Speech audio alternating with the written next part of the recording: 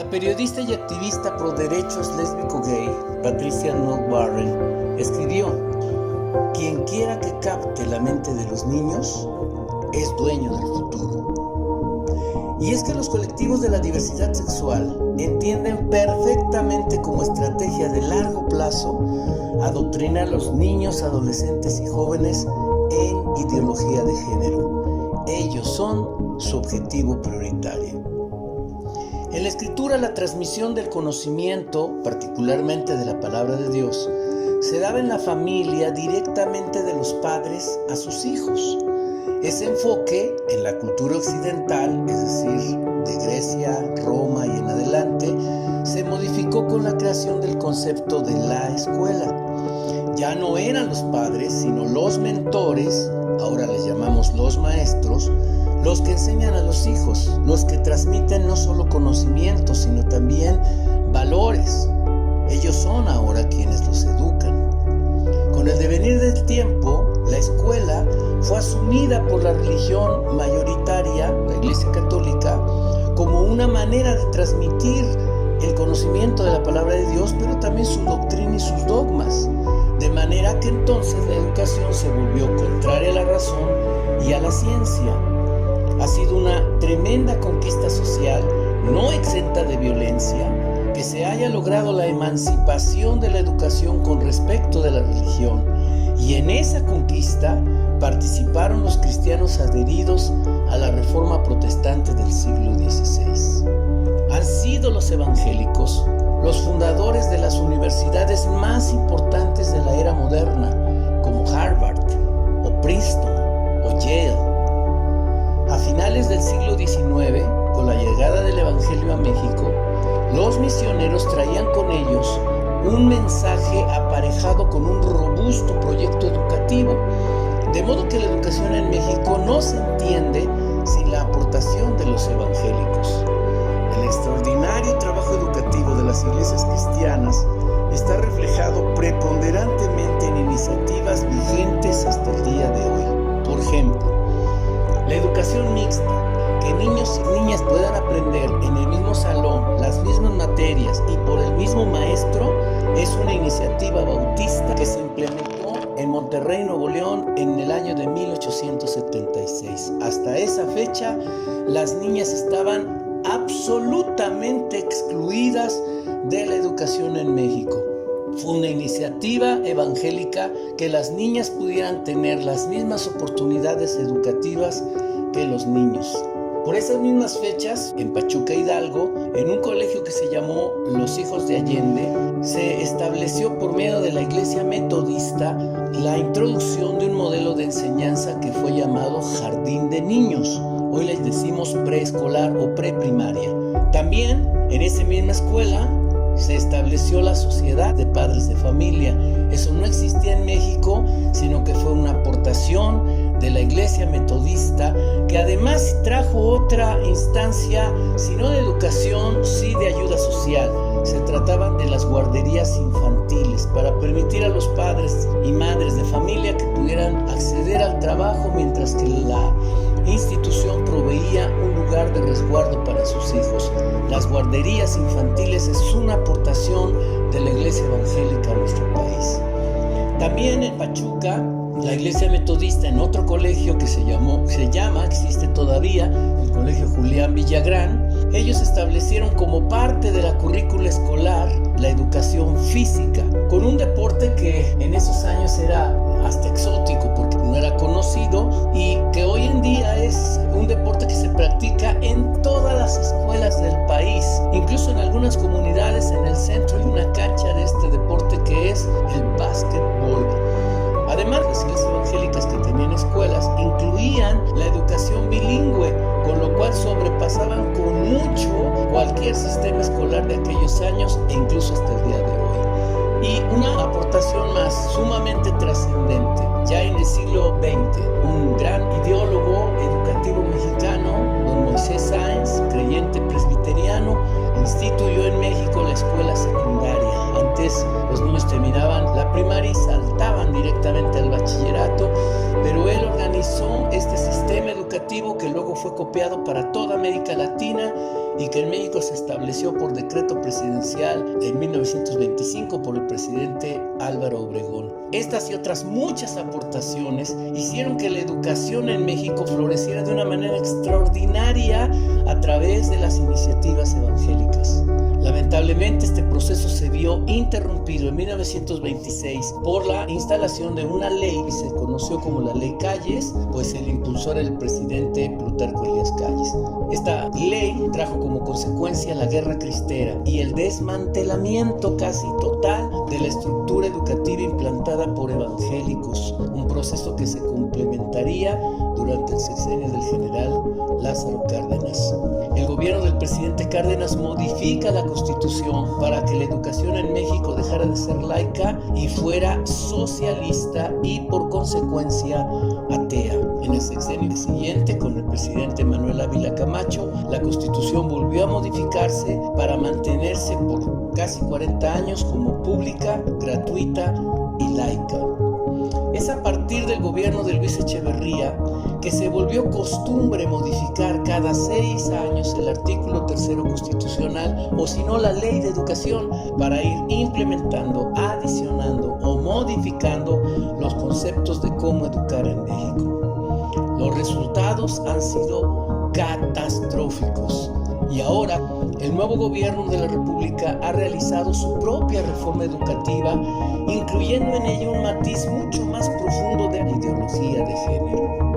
La ideología de género es un conjunto de ideas anticientíficas que con propósitos políticos autoritarios desarraigan a la sexualidad humana de su naturaleza y la explican exclusivamente a través de la cultura. El origen de esta propuesta inició con las justas demandas del movimiento feminista, pero fue llevada al extremo del feminismo radical que luego mutó para desarrollarse de forma multiforme entre los movimientos de la diversidad sexual, que además se ha visto fortalecida por organismos internacionales que la aterrizan en gobiernos locales mediante presiones financieras. La reforma educativa actual pretende establecer nuevos paradigmas en la cultura mexicana de manera impuesta, sin consulta y sin defensa. Se pretenden establecer falacias como la autopercepción, enseñada desde preescolar. Esto quiere decir que una persona, un niño o una niña pueda autopercibirse como su imaginación se le ocurra. Es algo verdaderamente grave. También están incluyendo el acceso a los niños, niñas y adolescentes a diversas opciones sexuales como la masturbación, los tocamientos, usar los niños ropa de niña y las niñas ropa de niños. Están incluyendo también la erotización temprana, no solamente con los tocamientos y la masturbación, sino incluso ya con la consumación sexual, ya sea con personas de su mismo sexo o del sexo contrario o incluso sexo con adultos. Y lo que más nos preocupa es este llamado derecho humano al libre desarrollo de la personalidad. Todo esto significa ni más ni menos que el adoctrinamiento de nuestros hijos en ideología de género. Por supuesto, este tipo de enseñanzas también van a incluir cómo evitar embarazos no deseados. Y si estos se dan, también se les va a explicar sobre métodos abortivos, como la NOM 46, por ejemplo, que es algo sumamente grave, pues atenta en realidad contra la propia mujer. Es lo que están tratando de implementar como el derecho a la interrupción legal del embarazo. Pero sobre todo, el énfasis de este tipo de ideologización es normalizar la diversidad sexual, que haya niños bisexuales, travestis, transexuales, transgénero, intersexual o incluir el sexo queer o el sexo líquido o cualquier otra forma de expresión. Se trata, dicen ellos, de un juego juego de libertades. La reforma presentada llevó a la modificación del artículo 3º constitucional, que a la letra dice ahora: corresponde al Estado la rectoría de la educación. La impartida por este, además de obligatoria, será universal, inclusiva, esa es la llave a la ideología de género, pública, gratuita y laica. En esta presentación se establece: los planes y programas de estudio tendrán perspectiva de género. Es decir, antes de entrar al tema educativo central que debiera de ser la excelencia en cualquier materia, lo primero que ellos ponen como central es que los planes y programas de estudio tendrán perspectiva de género y una orientación integral, por lo que se incluirá el conocimiento de las ciencias, humanidades, la enseñanza de matemáticas, la lectoescritura, la literacidad, la historia, la geografía, el civismo, la filosofía, la tecnología, la innovación, las lenguas indígenas de nuestro país, las lenguas extranjeras, la educación física, el deporte, las artes, en especial la música, y luego dos conceptos que nos tienen muy preocupados. Dice este texto: la promoción de estilos de vida saludables y la educación sexual y reproductiva. ¿Quién nos va a decir qué estilo de vida es saludable y cuál no? ¿Quién va a ser quien defina lo que significa un estilo de vida saludable? ¿Bajo qué criterios? Y bueno, por supuesto, el tema de la educación sexual y reproductiva, que será enseñada desde preescolar y a través de todos los grados de educación. Por todo esto es que la Iniciativa Ciudadana por la Vida y la Familia está proponiendo una ruta de gestión en 3 vías que puede enfrentar esta grave amenaza que se cierne sobre nuestros hijos, pero sobre el futuro de nuestra nación. Se trata de cómo detenemos que la educación sea usada como un medio de adoctrinamiento. Así que estamos planteando una ruta de gestión en 3 vías: la vía legislativa, la vía de crear estructuras sociales y sobre todo la vía de crear contenidos. En primer lugar, la gestión legislativa. Hoy día, el sistema educativo tiene 4 niveles de consulta. El primer nivel de consulta es el gobierno federal, la SEP. Y la SEP consulta a bufetes que ya existen en el mundo para buscar la mejora o la excelencia educativa. Claro que todos estos bufetes, en su gran mayoría, tienen incluido como parte de su currícula los temas de la ideología de género. ¿Qué hace la SEP? Buscar a estos consorcios educativos mundiales y considerar lo que ellos proponen para la formación de las naciones. Un segundo nivel de consulta son los gobiernos estatales, en donde más bien les preguntan sobre las costumbres locales, las lenguas indígenas de ese estado, etc.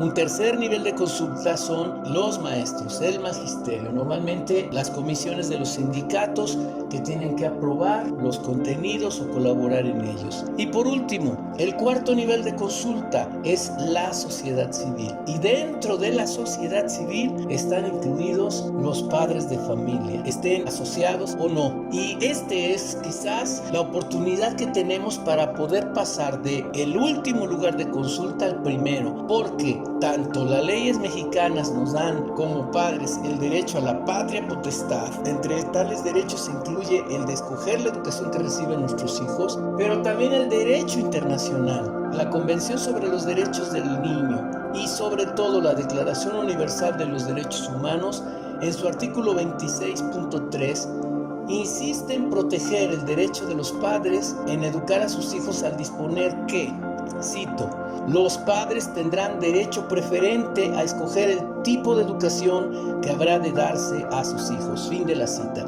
Esto establece entonces un orden de prelación.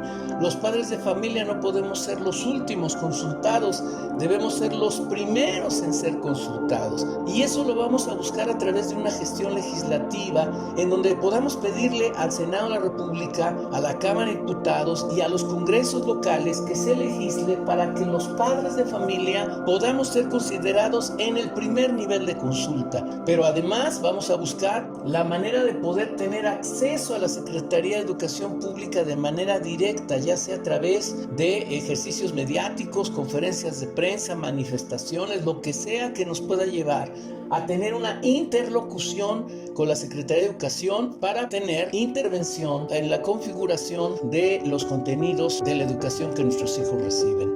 Para poder tener fuerza es que vamos a ir por la segunda vía o la segunda gestión, que es la de estructuras.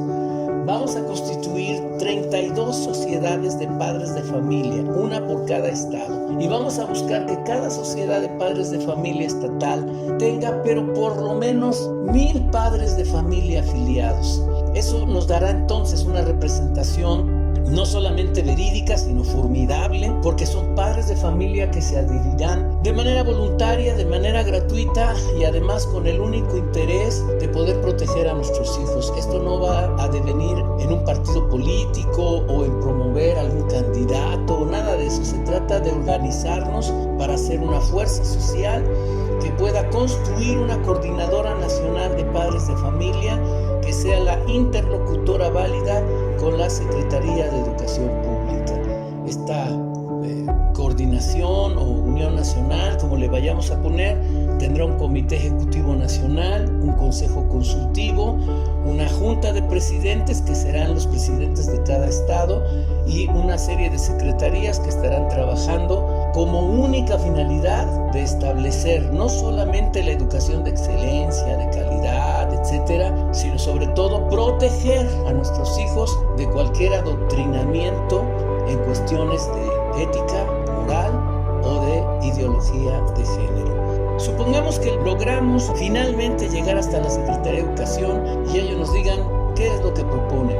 Precisamente por eso la tercera vía de gestión que vamos a empezar a realizar, de hecho ya se está llevando a cabo, es organizar a docentes cristianos de todo el país para encargarles la creación de un plan de estudio por área educativa, grado escolar o nivel de educación. Este proyecto educativo tiene que incluir su sustento pedagógico, los ejes temáticos de cada materia, la selección de temas, la definición de objetivos o aprendizajes claves esperados, una distribución anual, etc. Se trata de crear una propuesta educativa integral, no religiosa, no tendenciosa, no ideologizada. Se trata de tener un programa absolutamente laico, científico, pero que enseñe como eje central con perspectiva de familia. Esto es lo más fundamental, que la perspectiva no sea ideológica, sino de la familia, que es la que solidifica las naciones, porque una nación será tan fuerte como lo sean sus familias. Nuestro gran desafío es el tiempo. La SEP tiene plazos que ya están corriendo para poder presentar su plan de estudios 2020-2021 y ya han instalado todos estos contenidos dentro de los planes de estudio, de los libros de texto y de las herramientas pedagógicas. Por eso es que estamos planeando llevar a cabo el 1 de agosto de 2019 la Convención Magisterial Evangélica para trabajar sobre la gestión de contenidos y en esa fecha presentaremos un proyecto ejecutivo que tendrá que ser complementado en lo que resta de este año. Al día siguiente, el día 2 de agosto, tendremos nuestro Congreso Nacional de Padres de Familia, en donde tendremos el acto constitutivo de esta coordinadora o unión de asociaciones civiles de padres de familia para desarrollar la gestión de estructura. Y finalmente, el día 3 de agosto tendremos un programa que se llamará Congreso Nacional con líderes de toda la nación, que nos reuniremos para planear este segundo semestre de 2019, en el que vemos como una seria amenaza no solo el avance de este proyecto educativo, sino las leyes que están ahora en comisiones, tanto en la Cámara de Diputados como en el Senado, y que amenazan con transformar la concepción de vida y familia que tenemos en nuestro país. Los siguientes 6 meses, amigos, podrían convertirse en el cambio de paradigma de lo que conocemos hoy como nuestra nación. En solo 6 meses, si no hacemos algo radical, contundente, si no enfrentamos a la ideología de género, nos vamos a ver confrontados con una realidad terrorífica, ya instalada a través de leyes que nos van a obligar a atentar contra nuestras propias convicciones éticas y morales, que podrían atentar directamente contra la libertad de expresión, incluso contra la libertad religiosa. El peligro verdaderamente es grave. Estamos frente a una situación de alarma nacional. Lo que más nos preocupa es que muchos cristianos todavía no se han dado cuenta o no están entendiendo de qué se trata, pero estamos enfrentándonos a un gobierno que pretende imponernos ideología de género desde preescolar hasta la universidad, que pretende imponernos ideología de género en prácticamente todas las acciones de la vida pública del país. Es importantísimo que cobremos la relevancia de este momento, porque para este tiempo hemos venido. Dios nos ha traído hasta aquí para que podamos ser una atalaya que le anuncie a la nación que este es el momento en defender los principios y valores del reino, que este es el momento de defender a nuestros hijos, a nuestras familias, a nuestras generaciones futuras. Este es el momento de los cristianos para hacer frente a la ideología de género y poder decir que por supuesto tenemos una opción mejor, que son los valores éticos y morales que nos enseña la palabra de Dios. Los esperamos el 1, 2 y 3 de agosto en la ciudad de Monterrey, Nuevo León, donde llevaremos a cabo el Congreso Nacional. No es lo que vamos a poder hacer, es lo que en el nombre del Señor haremos. Que Dios nos ayude y que Él nos bendiga.